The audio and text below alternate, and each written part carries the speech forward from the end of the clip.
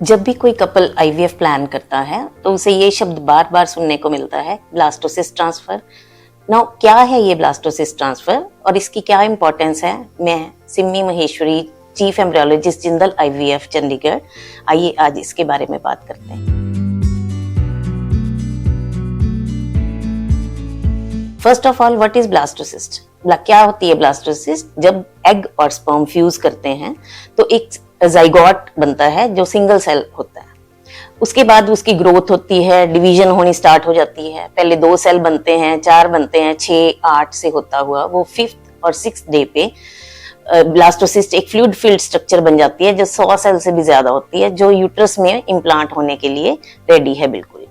In nature also, natural तरीके से भी अगर प्रेगनेंसी होती है, उसमें भी जो एम्ब्रियो है आफ्टर फर्टिलाइजेशन 5th या 6th डे पे वो यूट्रस में पहुंचता है इम्प्लांट होने के लिए।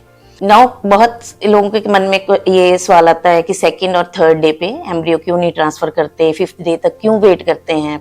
कुछ साल पहले तक तो 2nd डे पे या 3rd डे पे एम्ब्रियो का ट्रांसफर हो जाता था।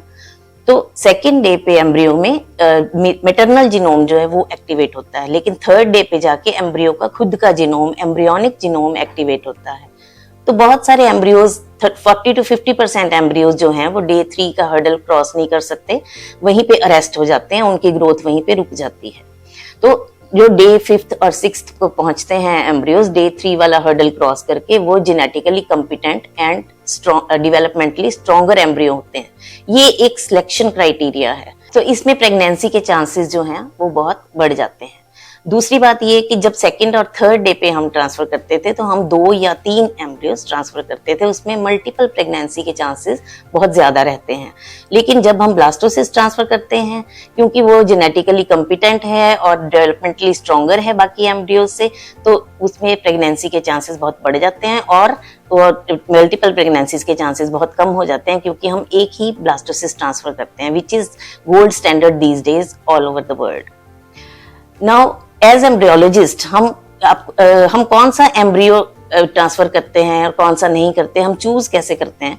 तो हम मल्टीपल फैक्टर्स देखते हैं, ऑब्जर्व करते हैं लैब में। सबसे पहले तो मॉर्फोलॉजिकली कि जो एम्ब्रियो की स्ट्रक्चर कैसी है, उसकी शक्ल कैसी है, जो वो कैसा हमें माइक्रोस्कोप में दिखता है वो देखते हैं। 2nd, ग्रोथ पैटर्न क्या है उसका, मतलब जब से वो फर्टिलाइज हुआ है डे 1, 2, 3 पे उसकी जो ग्रोथ है वो अपने समय के हिसाब से चल रही है कि नहीं, वो देखते हैं। या कुछ केसेस में हम PGT-A भी करते हैं, जाके हमें क्रोमोसोमली बेस्ट एम्ब्रियो, क्रोमोसोमली जो कॉम्पिटेंट एम्ब्रियो है वो सिलेक्ट कर सके। इसीलिए हम वेट करते हैं, उसको ऑब्जर्व करते हैं और आपके लिए बेस्ट चूज करते हैं। उम्मीद है आप समझ गए होंगे कि क्यों ब्लास्टोसिस्ट इंपॉर्टेंट है, क्यों हम ब्लास्टोसिस्ट ट्रांसफर करते हैं। डे 2 और 3 के एम्ब्रियोज ट्रांसफर आजकल नहीं होते हैं। और अधिक जानकारी के लिए आप हमें संपर्क कर सकते हैं। Thank you.